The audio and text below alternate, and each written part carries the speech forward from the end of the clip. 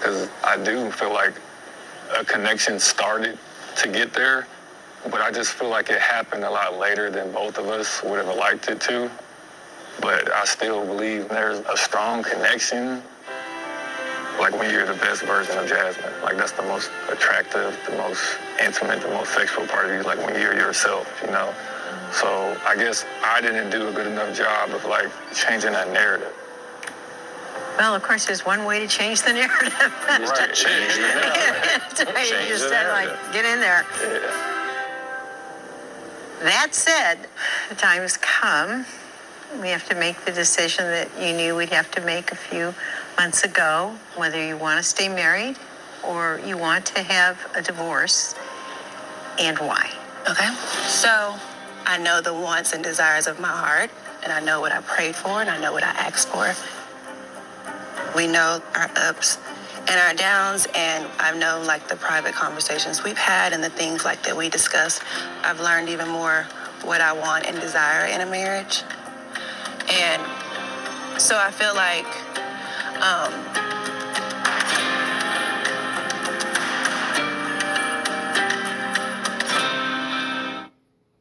and I feel like in this marriage, that's not what we've come to. So for those reasons, I would want to get a divorce.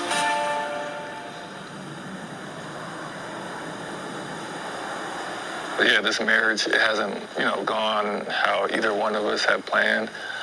There has been good, like there's been a lot of good, but I feel like in a marriage, like you need more than that.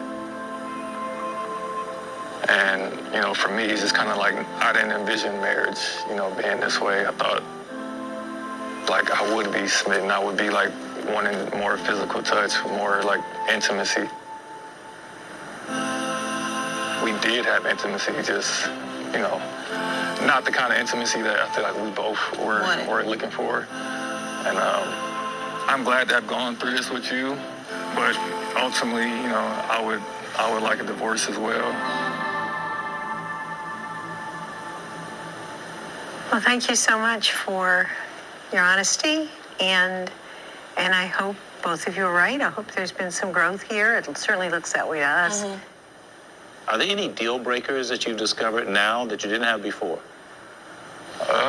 For me, it's self-love. Like, I love when people love themselves. Like, I love Eris. Like, I hug myself 5 times a day.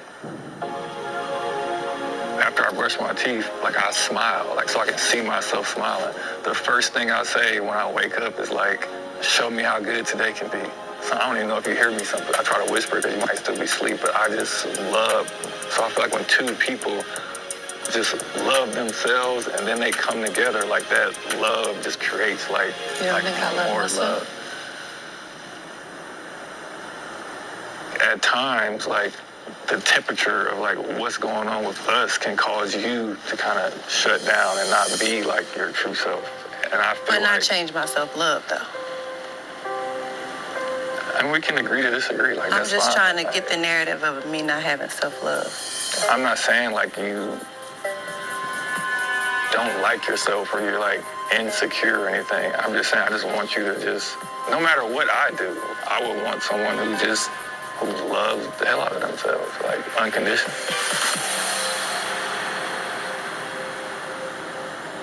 What are you feeling right now?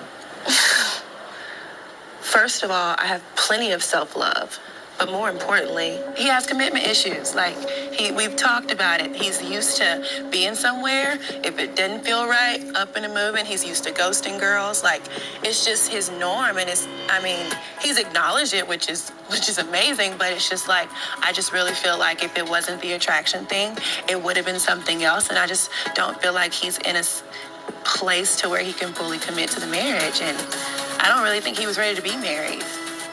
I don't think at any point in this process I've truly got that effort from him. Well, I'm sorry. I really am, because, we take it seriously. We're hoping that, when a marriage doesn't start out exactly right, it can grow. And I know you want to be married. I know you tried hard to be a wife and be supportive. And I just want to say I admire all that. Thank you. Absolutely. I really do. Hey, remember, if you take the lessons you've learned here, it's not going to be difficult